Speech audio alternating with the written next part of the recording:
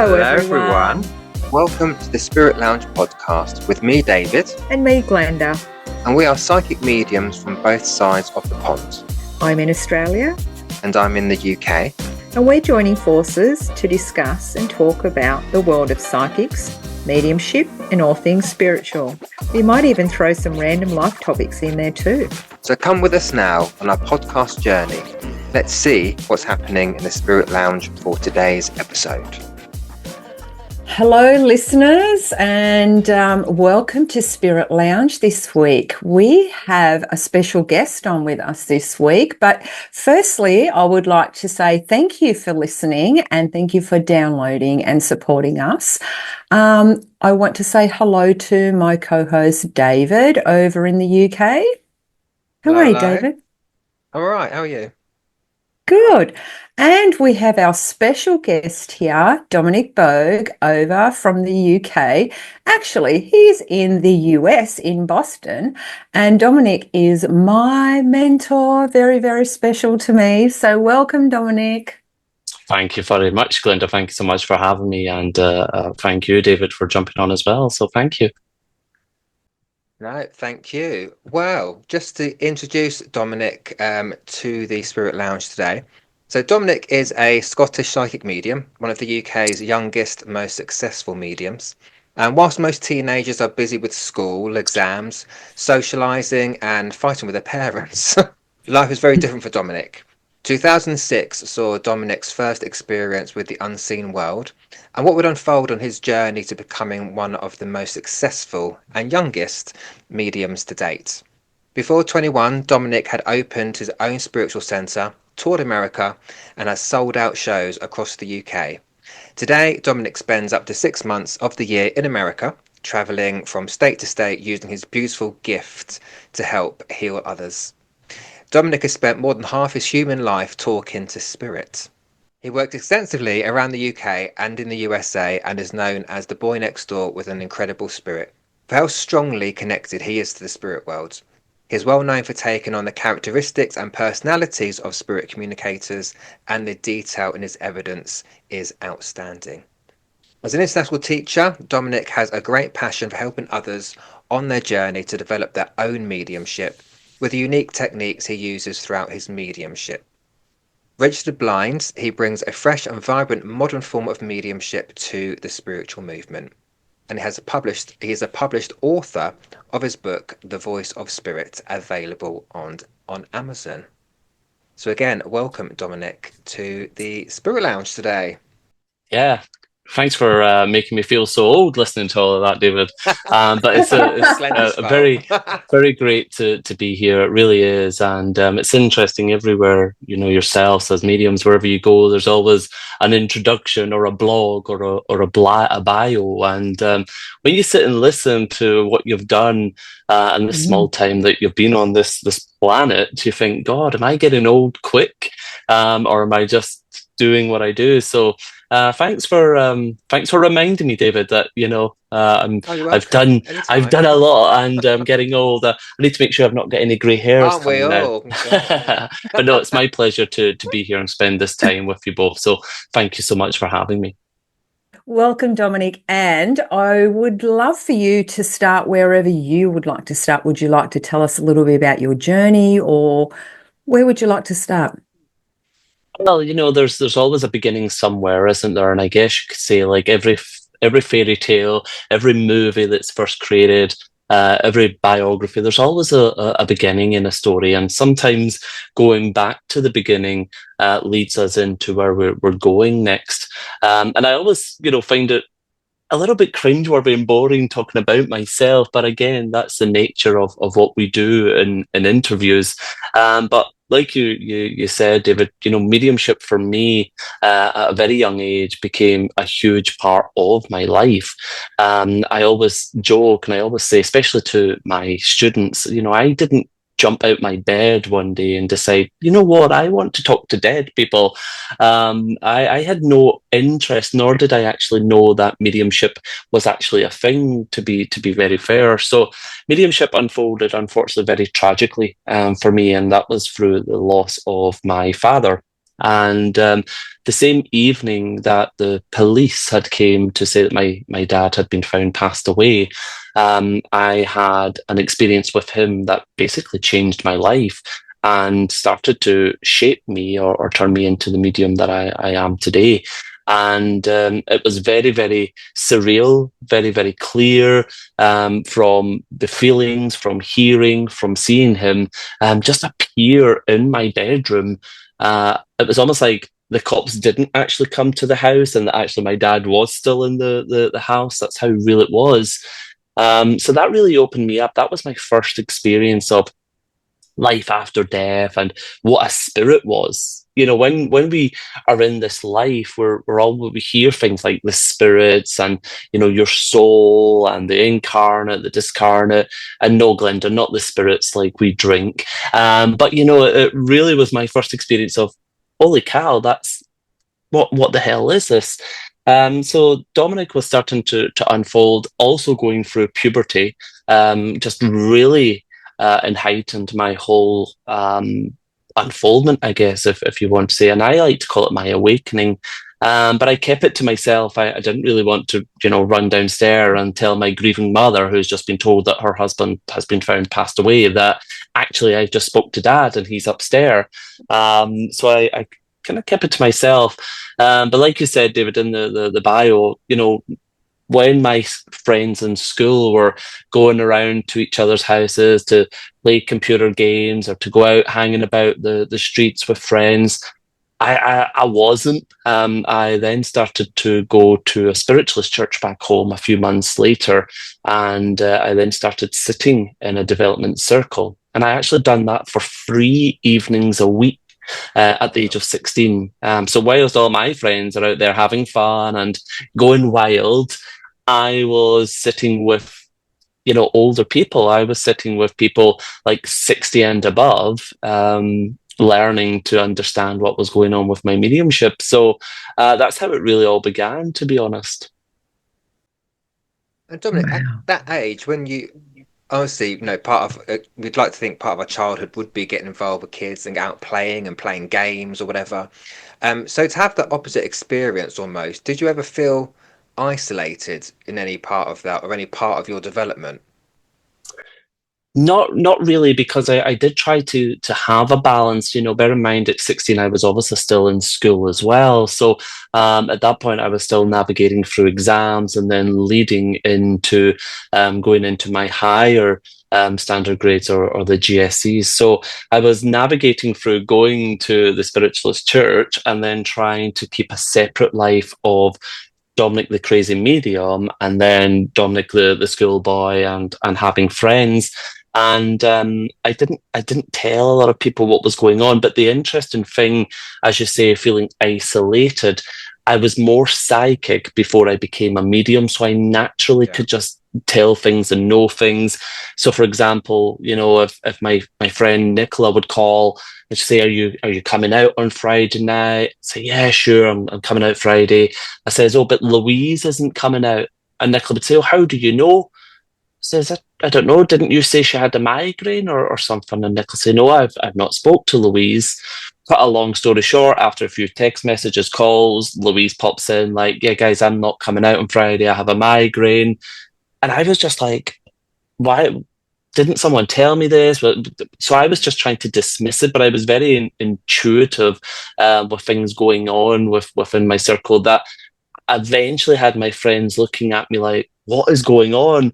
How did you know what was going on? How did you know that we were going to turn this corner and, you know, Siobhan's father was going to walk around the corner that we haven't seen for months? Like, strange things. So then my friends started to realize there's something crazy about Dominic in a good way, you know?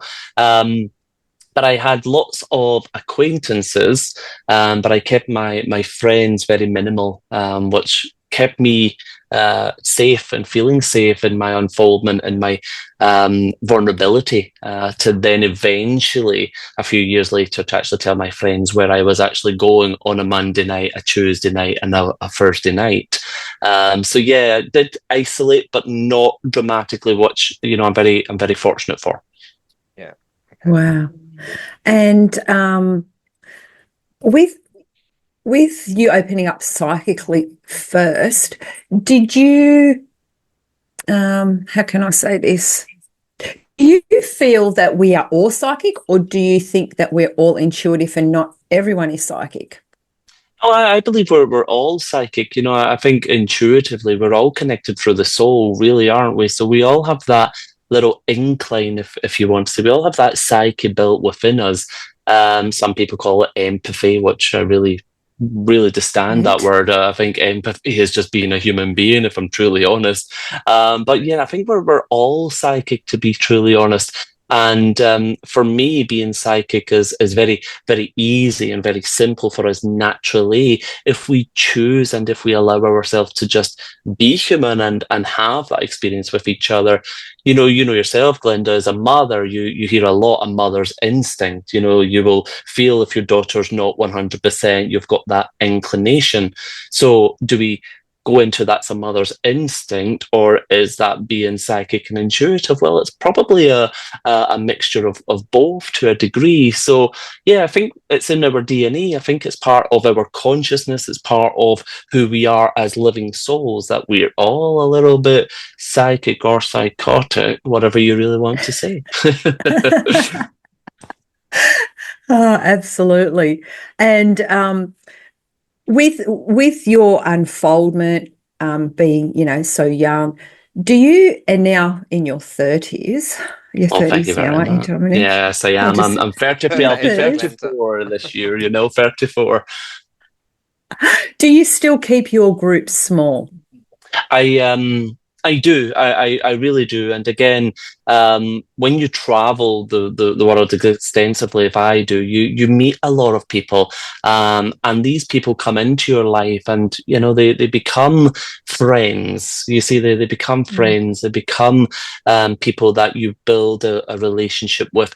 But are they what you would call your core or your main people? They're not. They're really not. But they're in your life for a reason. And every place that you go, it's nice to have a friend, isn't it? So I do keep my circle very, very small. I still have the same best friend from way back in school. Don't see her as much, but she just lives around the corner. We're still so connected. And again, some of my students that I taught from back home, one or two of them have become really good friends. But yeah, I still keep it small. But again, maybe it's because I'm boring and I spend more time with the dead than what I do the living, and have more friends in the spirit side of life than what I do the physical. I don't know. But when I'm at home and when I'm not traveling, my friends actually come more in the shape of my family, being able to actually spend that time with family that is so rare as well. So it's a mixed bag of cats, I guess you could say, Glenda. Yeah, fair enough. We get that. Definitely get that. Yeah, it's a lonely place being a medium. To be fair, like I said, I don't want to say I was very popular, but I had a lot of friends when I was young. I say that as if I don't have friends now. I did have a lot of friends when I was younger, which I'm very grateful for. But when people start to realize what ability you have and what you can do, a lot of people then try to stay in your life for what they can gain from you. And Oh, yeah. along the way, I started to not lose some friends, but the connections just started to go in different paths, which is natural. That's okay. Some friends didn't necessarily want to be around Dominic because they don't want Dominic to know what's going on in their life, or think that I'm sitting reading them every day or every time we go out for dinner or lunch, which I couldn't think of anything more boring, or to be honest. So that's their insecurities. It took me a while to realize that some people or some friends were actually tapping out because they didn't want me knowing what was going on at home. Because if I knew what was going on at home, maybe I would contact the police or contact people to, indicate their situations. And, there's that misconception that a psychic is constantly reading or becoming aware of you, which again is certainly not the case. And then drawing that line with friends of, am I going to have another baby, or what do you think about this? What's my relationship like? And you start to realize actually this relationship is a one-way street. You are just coming and taking and taking and taking, but where were you when I need you? So there comes that point where friendships start to change and friendships and relationships start to go in different directions, which is great. And that's why I'm very, very firm with, you either come into my life as a friend, you'll never be a client. Or you come into my life as a client and perhaps our friendship will grow, but I will never read for you again. I never read for friends or family, never. No, And I just do not cross that line, because I want the friendship to be organic and a friendship to be a friendship, not for what maybe ability I've got. You know, I'd love to be friends with Celine Dion, but do I want to be friends with Celine Dion because she's a singer and she's a fabulous singer? Do I want her to do private concerts for Dominic? Absolutely. Do I want to be a friend with her just to be a friend? Well, no, I just want the concert. So it's learning to navigate your boundaries. Oh, absolutely. We agree with you there 100%. Yeah. And I think that's a very good point, because people don't get that, and people don't understand it, like the muggles, or, you know, people that don't do this don't understand how strong a boundary we have to have. Yeah, absolutely. But I do disagree. I think that you would really want to be friends with Dolly Parton. I know that for a fact. I was just listening to Dolly Parton just before I came on. It's 40 years of Dollywood. So yes, absolutely. Wow. Yeah, Dolly, if you're watching, I know you're a devoted Christian, but, you know, so am I. And, you know, you can contact me if you want. Yeah, I'm a Dolly girl. I love it. Oh, I knew it. I actually nearly bought a T-shirt that said "I love Dolly" just for today. Oh, wow. I would have loved that, you know. I know.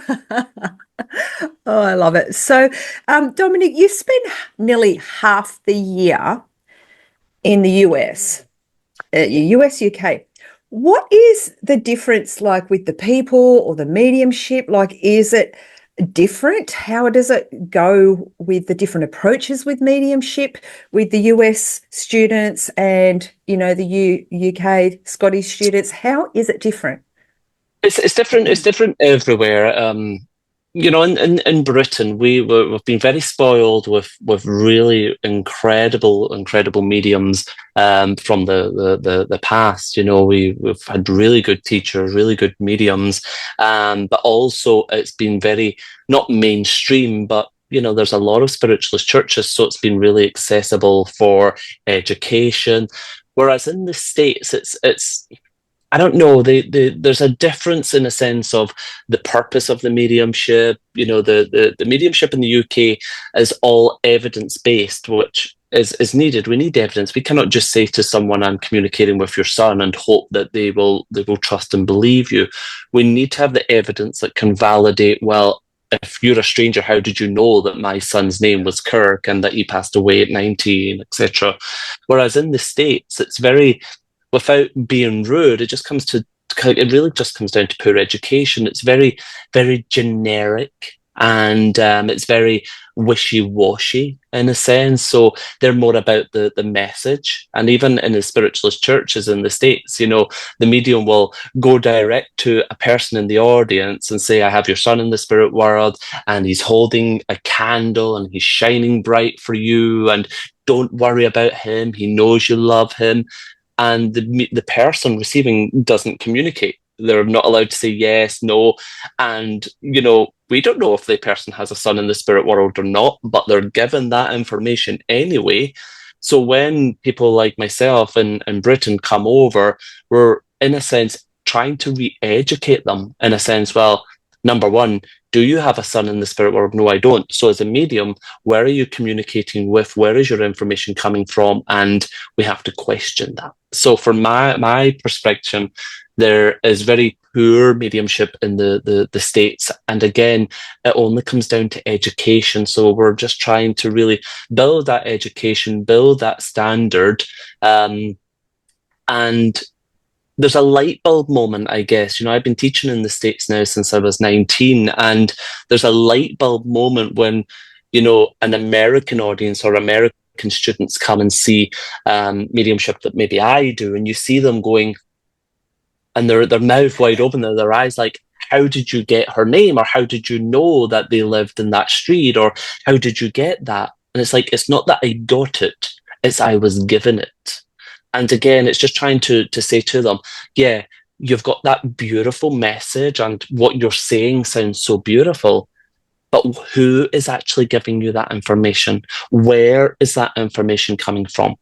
And 9 times out of 10, what I'm actually seeing here in the States is a lot of mediums are actually working psychically.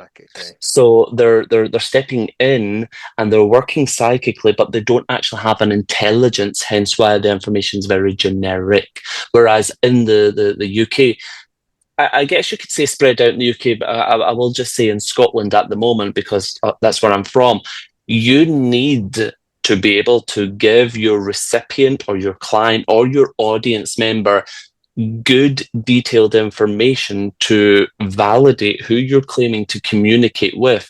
They will not tolerate a grandmother, great-grandmother figure. They will not tolerate maybe she was in her 40s, 50s, 60s. They want specifics.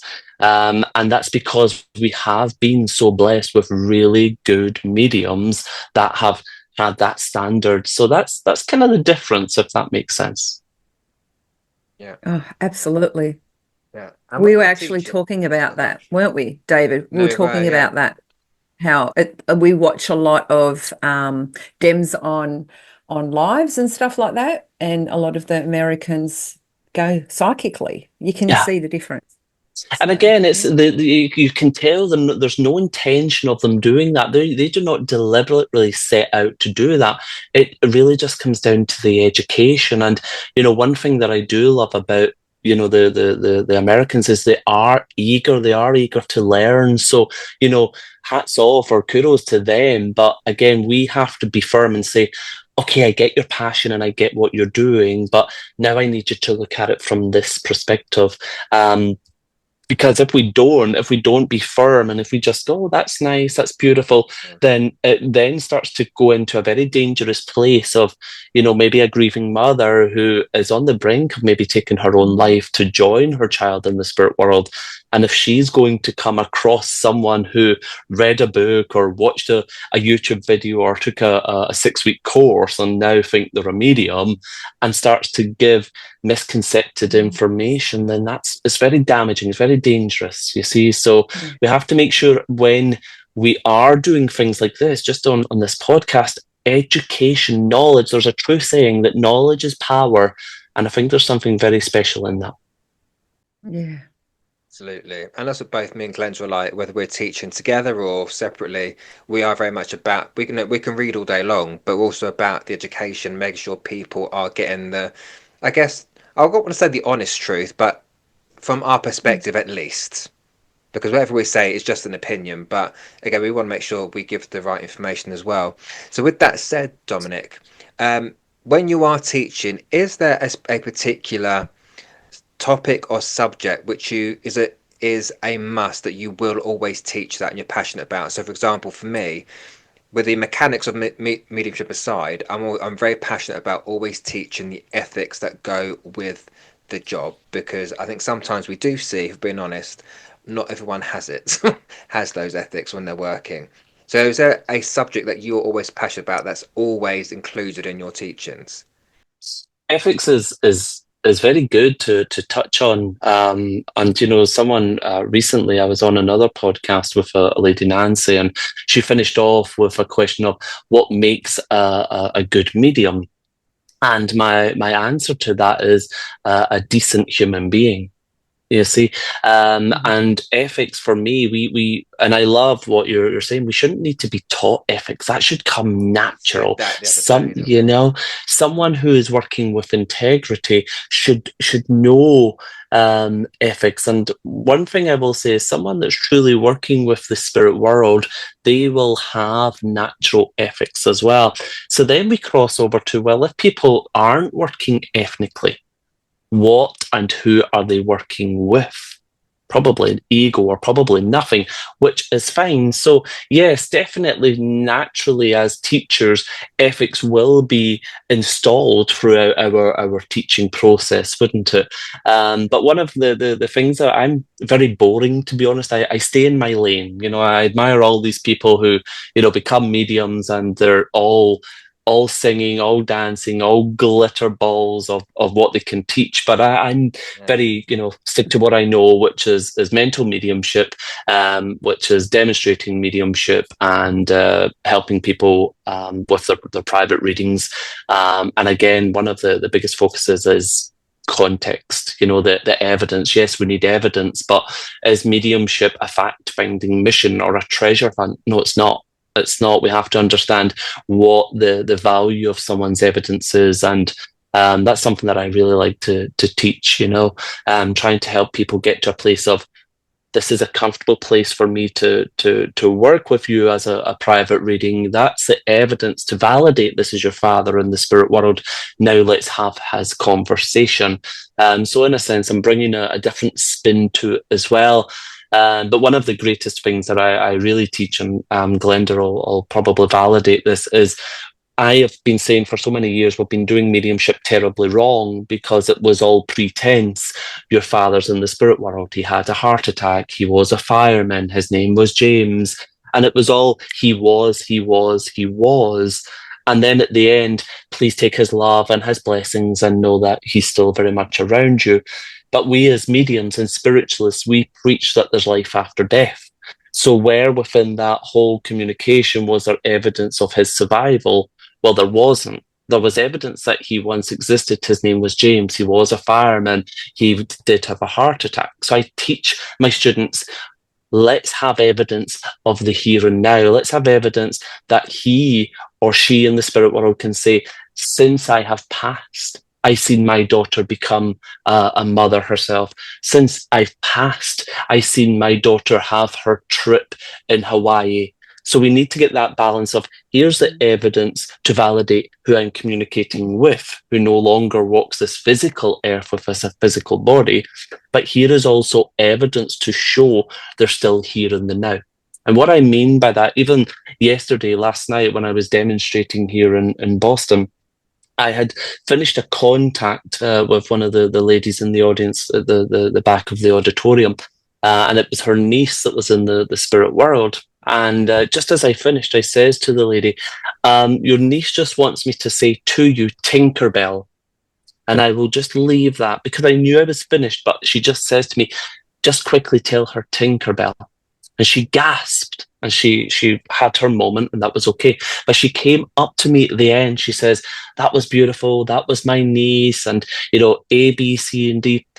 But how did she know that the family called me Tinkerbell? She passed away before the family started to call me Tinkerbell.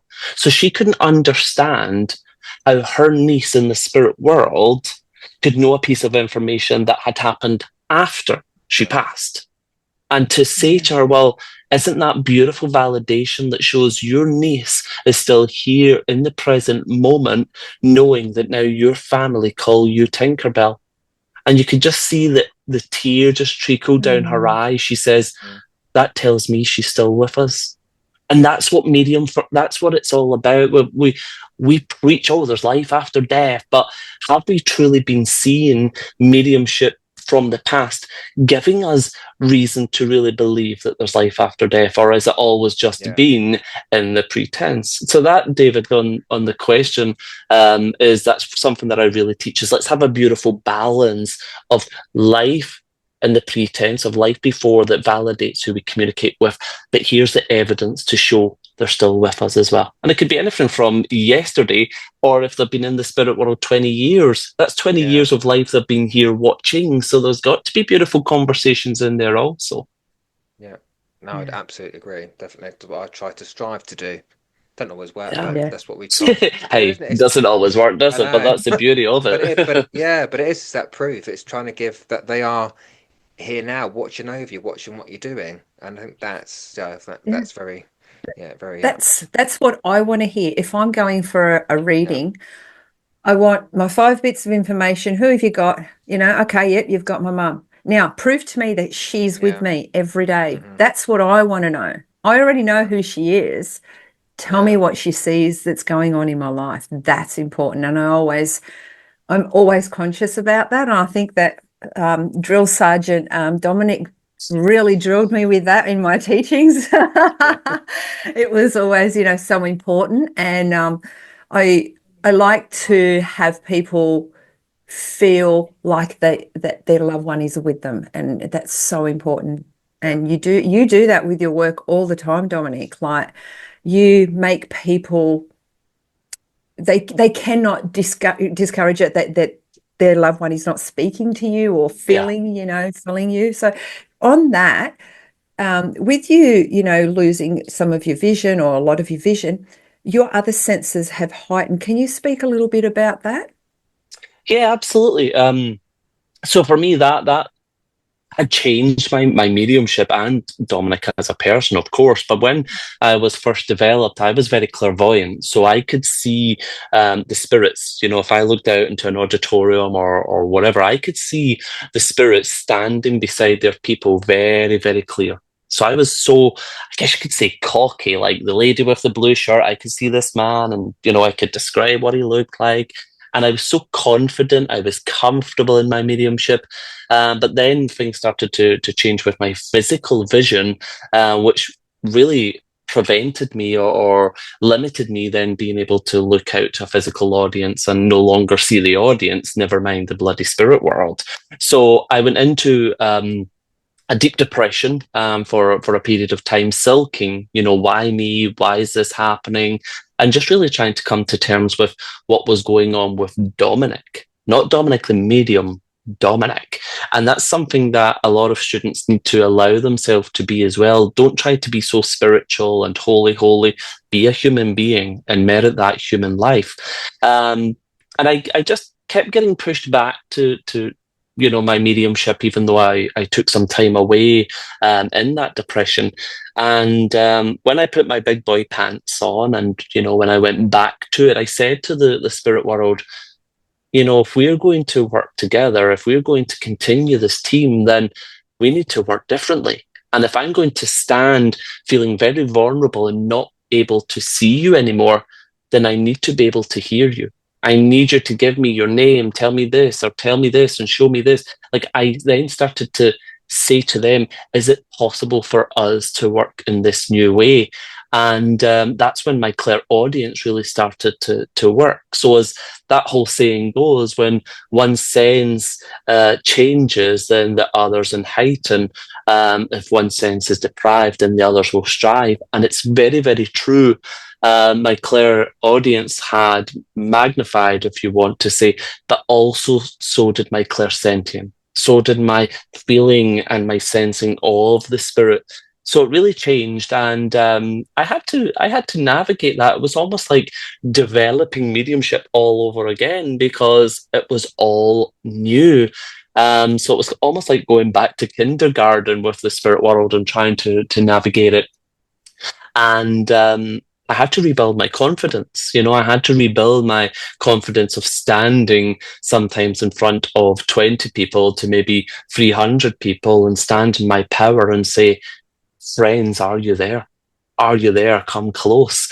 And touch wood, it's worked. So hopefully it continues to work. But yeah, that was a roller coaster, Glenda. That was a very touch and go moment in life for me, which I had to turn it from my negative into my positive. I had to rise from those ashes and become that phoenix. Either it makes you or breaks you. And thankfully, Spirit stepped up. And that's something that we need to remember. And I don't know so much yourselves, guys, but, in mediumship, we have to build a relationship with the spirit world. We have to build a marriage, a relationship, a team of how is it working for you? It didn't work so well for me. So we have to educate each other, medium and spirit and medium, of how it's working. David, you mentioned earlier about the mechanics of mediumship. We have to focus on how we as mediums are receiving from the spirit world, and the spirit world need to know,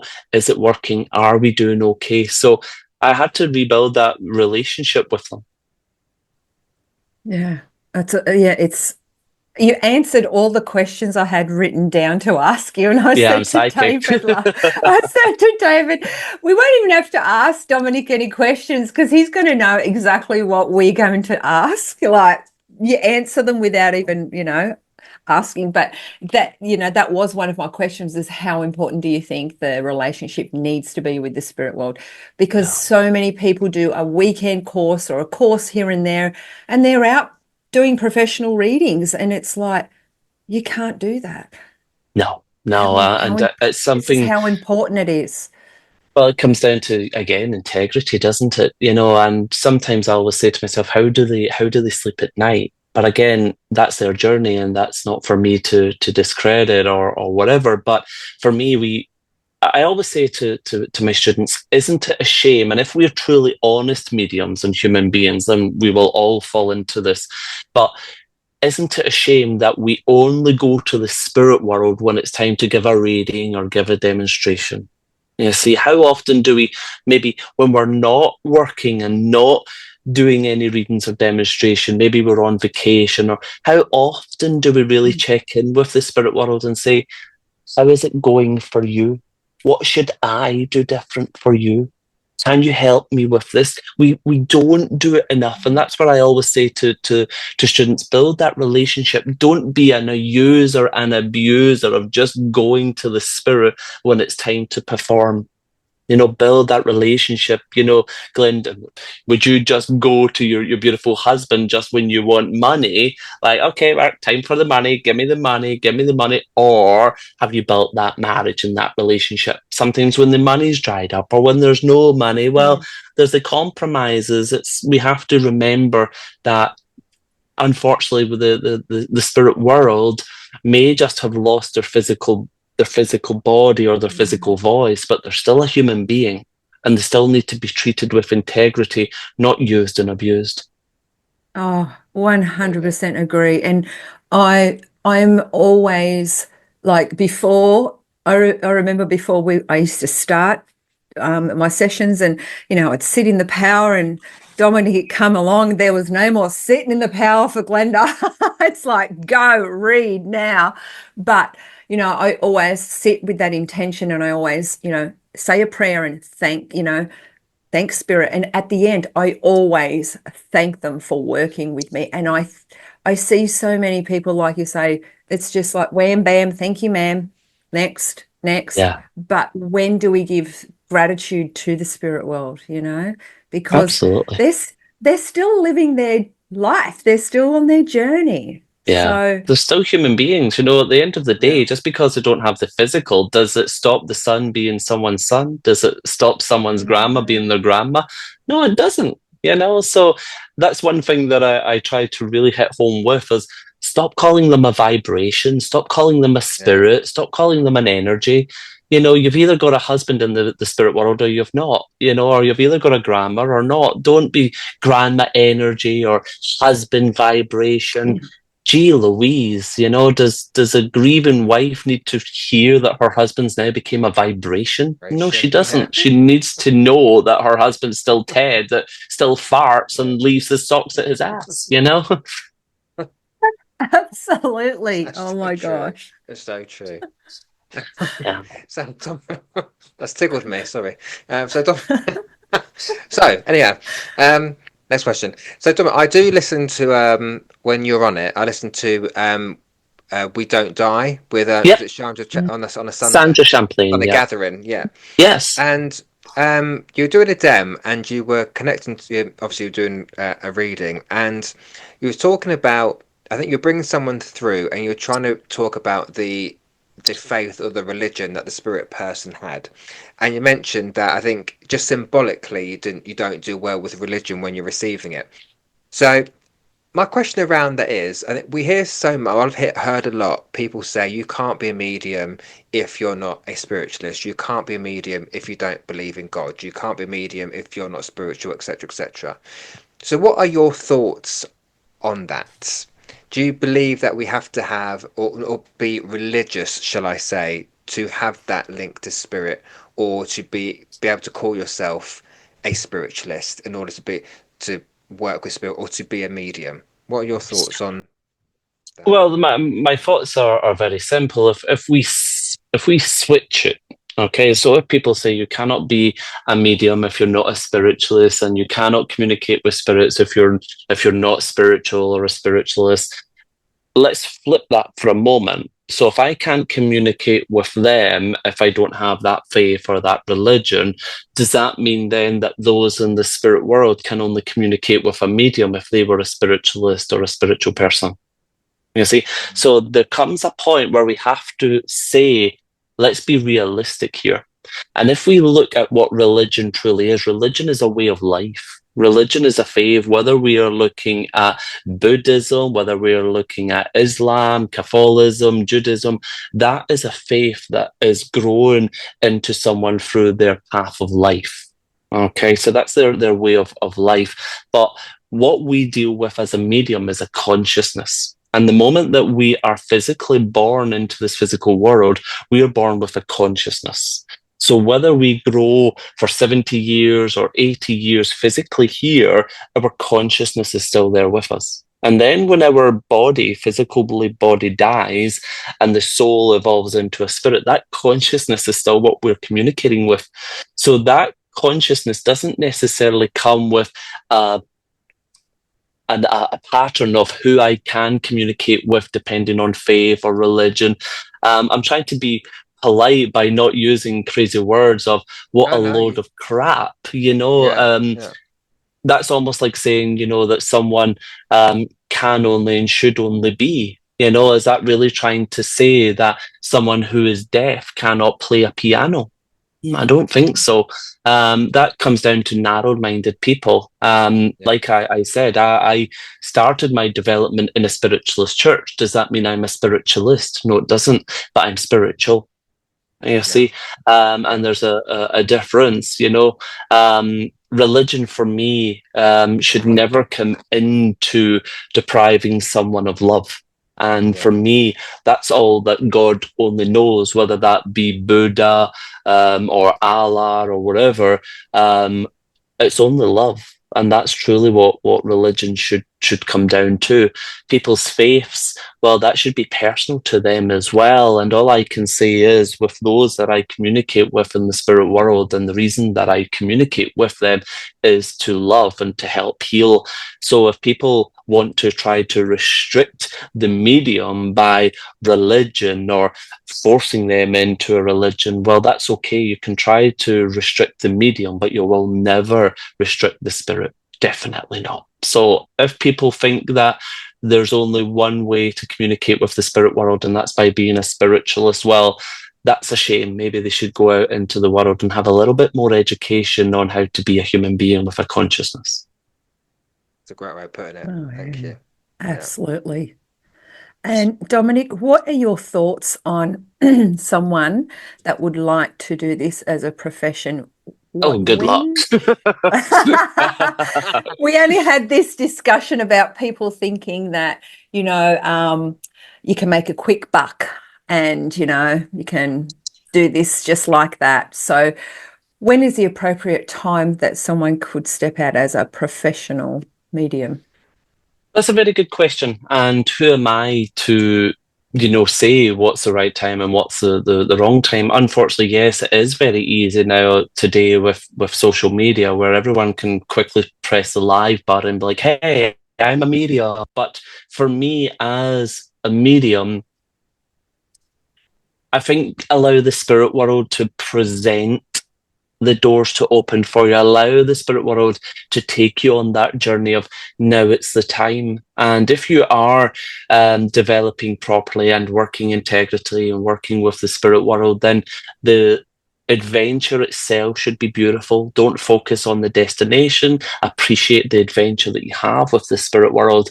But I think it's very important to really do the groundwork, to really not master your craft, because even, now almost 18 or whatever years in, I've not mastered my craft. Yeah, I'm a good medium, but I've not mastered it all. I've still got a long way to go.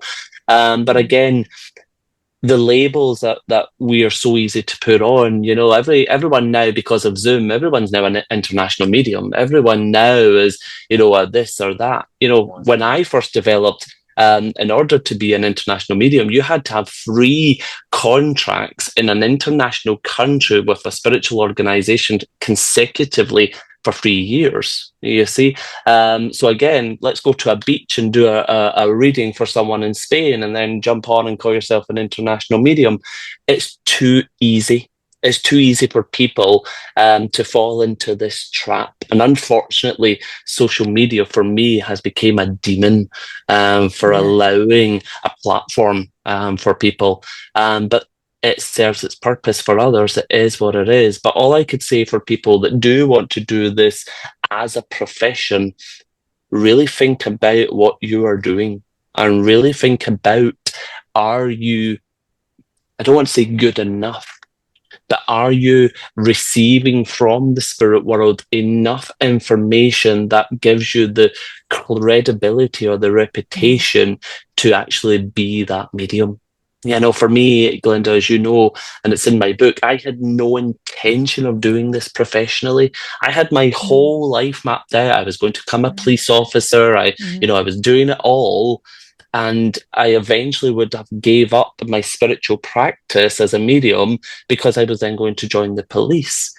But Spirit had a different agenda for me, you see. So just allow the spirit world to take you on the adventure. Don't you try to control it, navigate it. I see it all the time, you know, mediums coming up into this world like, you know, great, I've got so many followers and I look like I'm doing wonderful and, you know, maybe doing some shows or events, but after a year they then start to go quiet, and then before you know, they're back working in the hospital or back working in a diner or a restaurant because they try to force the journey. They try to make it work, and they're missing the realism. They're missing the effects of, well, actually Spirit's in charge of this journey. You know, I always have students that will come and they'll say, oh, Dominic, I want to be a physical medium, or I want to be a healer, or I want to be. And I always say to them, oh, that's nice that you want to be, but what about the spirit world? What did they want? You see, so when we start to try to manufacture or change the journey that the spirit world have, then they will quickly take it away or change that as well. So if you do plan to come into this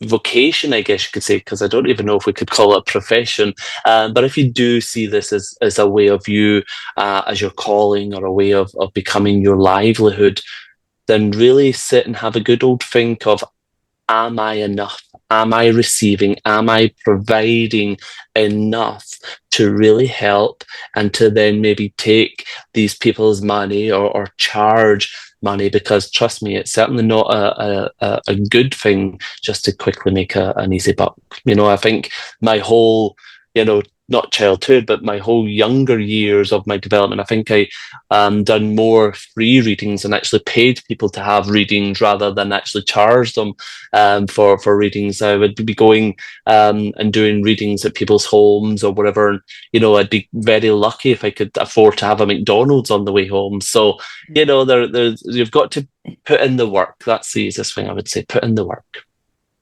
Oh, yeah, And, you know, absolutely. it's something that I've heard you say in another podcast, which I always try to remember when I'm having one of those days when I think, oh, God, I'm not good enough to do this, is something, I can't remember what the question was, but you said sometimes the best mediums are not visible because they're actually out there doing the work. Yeah. Absolutely. Absolutely. It's very true. Keep in here. Always something I keep in my mind. Yeah. You know, and it's very true, David. You know, if someone is out there doing the work and, you know, doing the readings for people and, you know, serving the churches or whatever it may be, they're not interested, or they don't have the time to keep up this appearance in a sense, because they're so absorbed in the work. They're, you know, like just the other day, I'm now planning next year's calendar. I don't have time to sit and think, oh, I'm going to try this, I'm going to do this, or let's try to make this, you know. Even before podcasts, you know, my partner Marcus said, why don't you create a podcast? Let's you do a podcast. And I says to him, yeah, darling, and when are we going to have time to do a podcast? We're constantly on the road, we're constantly on the tour, we're constantly traveling. And then when I'm home, I want time for me. And if I cannot dedicate 100% to something, then they're not getting 10% of something. So it's either 100 or nothing. And I admire these people that can jump on and quickly, blah, blah, blah, blah, blah. Wonderful. But, there's got to be a point where I have to say, well, if you've got all that time to do all of this, then what are you actually doing with your ability, if there's an ability? So you're absolutely right, David. The mediums truly out there doing the work will probably have a very minimal social media presence, and maybe not even a lot of followers as well, because that's not the importance to them. Yeah, and that's why I resonated with so much of what you said. Sometimes you do think, what am I not doing right? They've got all these followers, and I think, well, actually, I'm really busy. I'm out there doing what I need to be doing. So. Yeah. Social media is, like I said, it's a demon.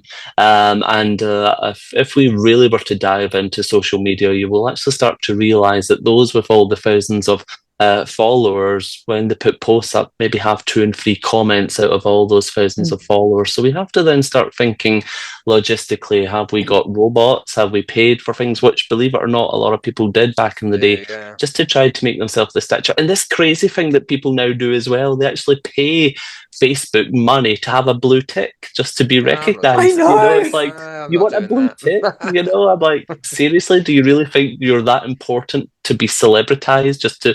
And again, it's their journey. But David, all I ever say to my students is, if you stay true to yourself, the spirit world will stay true with you.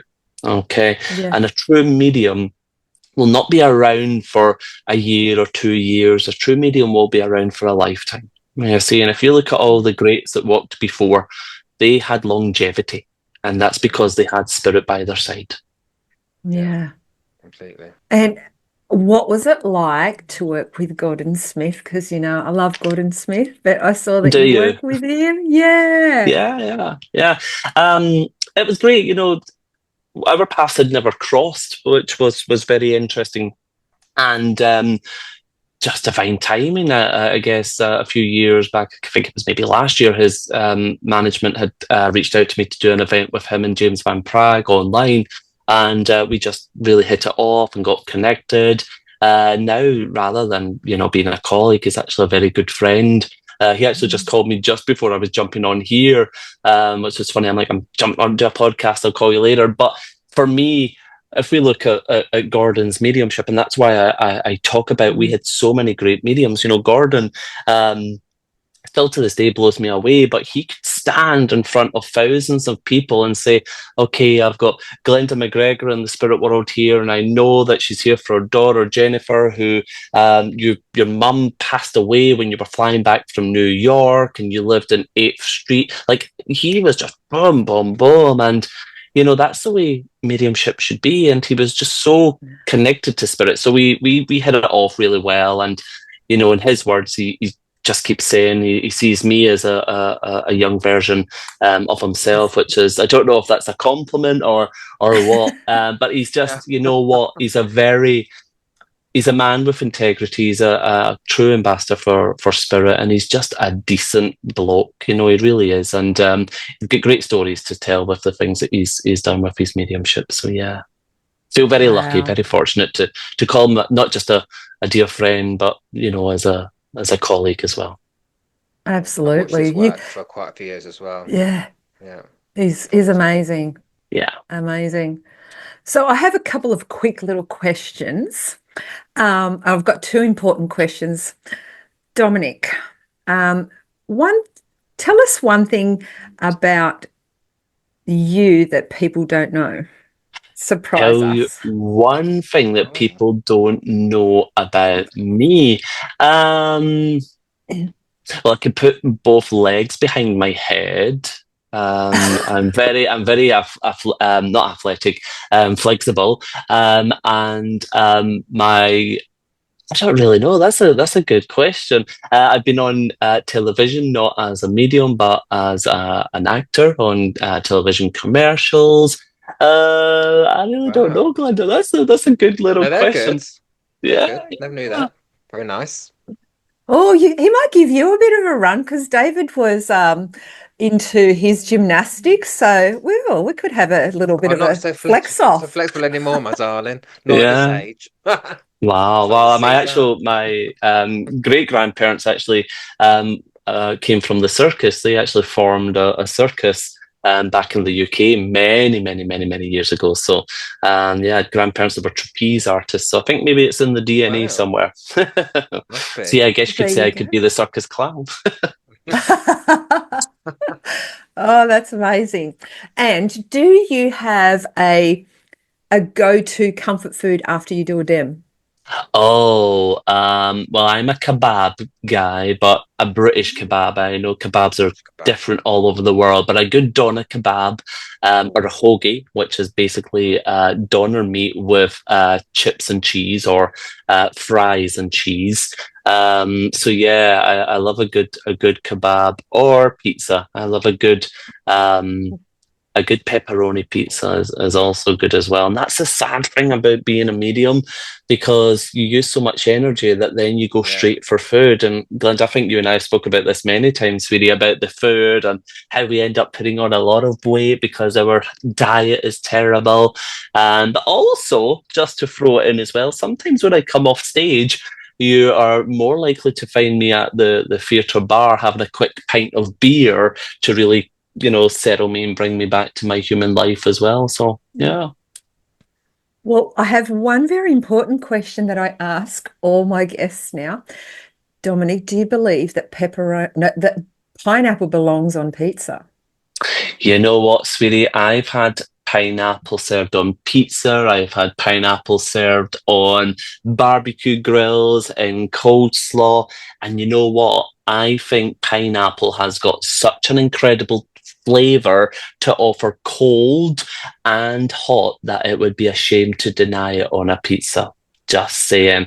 My Yeah. friend Scott Milligan, he actually puts vinegar on his pizzas. So again, who are we to say what's right and what's wrong? And do you know what? See if it makes your little soul sing inside because those taste buds are going, friggin' enjoy it. Friggin' enjoy it. And who comes up with crazy combinations? I always say, you know, how did we get to this place of having pepperoni on a pizza? Well, people put it on. What about pineapple on a pizza? Someone tried it, someone liked it. So again, just fill your boots, enjoy it. But yes, I do think it's delicious on a pizza. Awesome. So I'm Yeah, winning and just lost David's like 1,000 losing. followers now, didn't I? David doesn't believe in it, so it's against his religion, apparently. Believe in Oh, it. yeah. Well, Yes, but I'm so religious. he might like mushrooms on his pizza or I do anchovies or like a mushroom on something. a I You pizza. do. I see? do like Yeah. mushrooms. Yeah, Yeah, yeah, I'm not a mushroom guy, but potato yeah. patata. What's the big deal? As long as we're enjoying it, that's all that matters, David. So you Yeah. fill your boots with mushrooms, and I'll have a ring of Good. pineapple. I love it. I love it. Dominic, what's the best spiritual advice you have ever received? The best spiritual advice that I had ever received is that I was way too young to be able to do this, and I would never accomplish to be anything. I had a lot of mediums tell me not to work with my partner, or don't have my partner manage me because it won't last, and our relationship will break down. Basically, the best spiritual advice I got was people telling me that I can and that I won't, because what I actually did was I did and I do. So it's like a red rag to a bull, I guess. And people tell me, but one of the greatest things was just continue to be me, and that's something that I teach in my own mediumship as well. As I always say to my students, don't try to be Dominic, don't try to be Glenda or David. Be you, because clearly the spirit world seen something very special in you to work with you. If you change who you are to be like someone else, you're changing their big map that they had for you. So just stay true to yourself, be you, because you are special enough. Great Absolutely. advice. Great advice. And Dominic, after all Absolutely. these years, do you still get nervous before a platform dem? Everyone hates it when I say this, but if I'm truly honest, I don't, David. I really, really don't. Number one, because I cannot see my audience, so I couldn't care less that there's 500 or 50 people staring at me. But number two, I don't want to go into a place of creating that energy of, can I do this? Can I not? What if, what not? I don't have control over it. I'm never going to have control over it. But what I do know is I'm going to go out there and I'm going to stand and I'm going to say, hello, ladies and gentlemen, I'm Dominic Boag. Here I am. And hopefully they're going to show up. So no, I really don't. I really don't. I've done this now for so many years that I just get on with it, if that kind of makes sense. And I try and just stay in a positive, exciting place. Glenda will tell you, I actually don't think about my work. You know, I'm sometimes just rushing on stage, putting on my jacket, like, I've not had time to really think. And I think that's a good thing. I try just to stay in a upbeat, high energy and a positive place. So yeah, no, I'm not really. No. Great, thank you. Yeah. Glenda, well, there you go. For your last couple of questions. Oh yeah, I've got one more before the big ones. Do you believe we choose our life path before birth? No. I feel we are born through biology, through our parents coming together, and I'm very boring that way. And I just try to look at life in a very simple manner. We come, and through life that we go through, from being a child, our upbringing, where we live, our peers around us, our soul, we just go through life each day as it comes. And I don't think we choose, because, like I said, I certainly wouldn't choose to come and be a medium. I certainly wouldn't choose to come and be blind, and I certainly don't think that a daughter would choose to come and be raped off of her dad all her life or anything like that. I think we should just, I don't know. I really don't know, but I certainly don't have any reason to believe that we come and choose our life path. I really don't. Yeah. Okay. Yeah. No, it's good perspective to have, because I know a lot of people in this movement believe that we do, but no, I enjoyed the different perspectives there. And again, you know, I've not been there. I've not died and went and know all the answers. I might go up there and finally realise that all those voices that I thought were people's loved ones were actually my imagination. So until I get there, I really don't know. And that's what really bothers me, especially in today's society. You know, it's so easy for people to have, you know, podcast interviews and say this and have books and say this.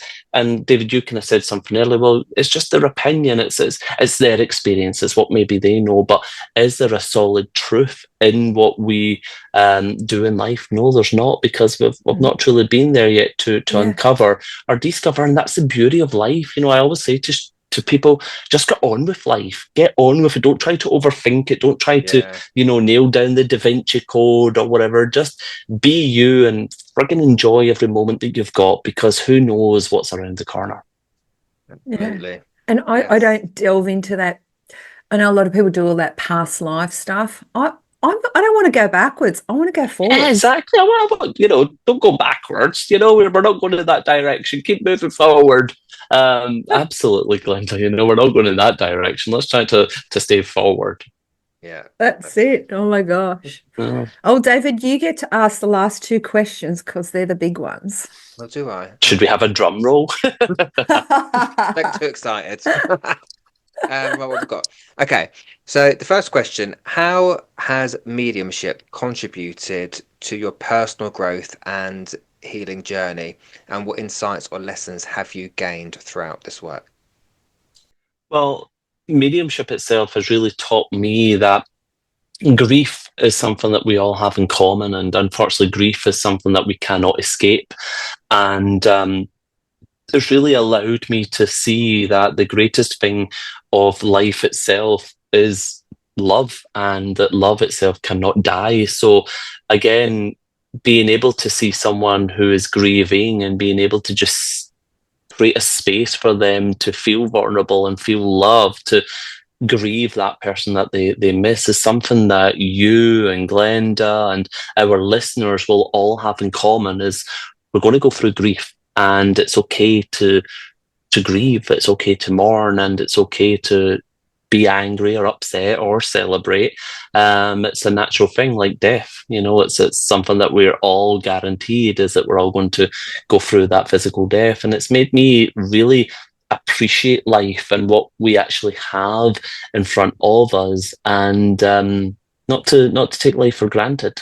not to take life for granted. You know, I feel very, very blessed and very humbled that I get to do what I do and do what I love. But it also reminds me to have a good look at myself as well, and to really reflect on moments that I've touched people's life, and wow, what they have been through compared to what I've been through. That's nothing what I've been through compared to them. So realism, I guess you could say, David. Yeah, absolutely. Yeah, that's certainly what I was saying. What was the other question? And the last question is: imagine this is your last day on Earth. What 3 truths or lessons would you want to leave behind for the world based on your experiences and insights gained through mediumship and life? Well, number one, don't let people tell you who you are. Don't let people tell you what you can and cannot do. Certainly one big thing that I would leave behind.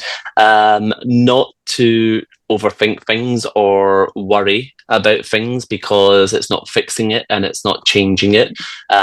Go into more positive action. And lastly, just live every moment on earth like it's your last, because life is a gift, and it's a gift that you can never really replace. So just have fun with it, enjoy it, eat well, drink well, love well, and just be you. Be happy is the most important thing I would say to people, because we don't know what's around the corner. We don't know what tomorrow brings.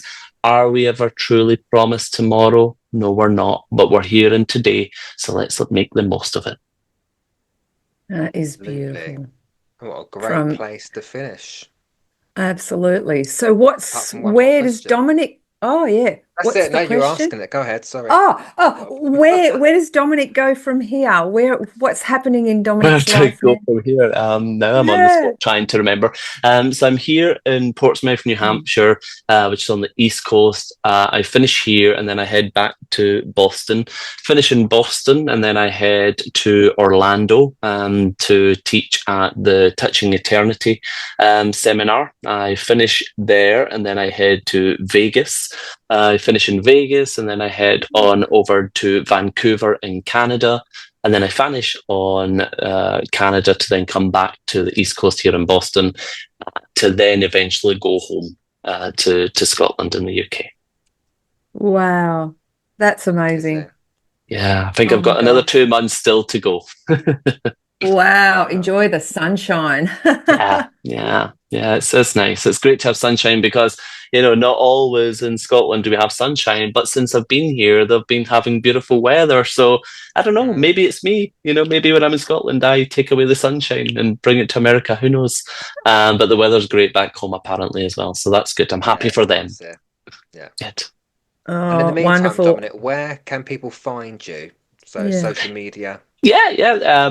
Social media, there is only one Dominic Boag, fortunately, because more of them would not be good in this world. So my website, just dominicboag.com. On social media, it's Psychic Medium Dominic Boag, and on Instagram as well. So just a quick Google search will bring all the information up for them. There is only one me, so you can't miss me, unfortunately. You can't miss me. I'm always somewhere, David. I will put your links in the show notes as well, so people can find you as well. Perfect. And your book, The Voice of Spirit, was available on Amazon, so everyone should get a copy of that and get to know Dominic a bit better. Yes. Thank you, Dominic, for spending time with us. Yeah. No, my absolute pleasure. Thank you so much for inviting me. And this has been incredible. It's been really nice to be with like-minded little people, a bit like myself. So thank you both for creating this space and taking time out of your day, your night, your morning. And thank you so much for the listeners choosing to listen to us free rabbit on as well. So sincerely, thank you very much. Absolutely. Thanks. So with that said, thank you very much again to Dominic. Thank you to my co-host Glenda, and thank you to you listeners for listening. Do keep listening, do keep following us on our podcast journey. More episodes to come, more guests to come, but look after yourselves, and we'll speak to you all soon. Thank you so much for joining us in the Spirit Lounge today. We hope you enjoyed the discussion. Yes, and if there's a spiritual topic you'd like us to discuss, or if there's a spiritual question you'd like our input into, then please send those topics and questions to us at glenda-marie1@hotmail.com, and we will get to them as soon as possible. Lastly, if you could like and share this podcast, as well as leaving us a comment or review about what you thought, then that would really help us out and we'd be very grateful. We would indeed.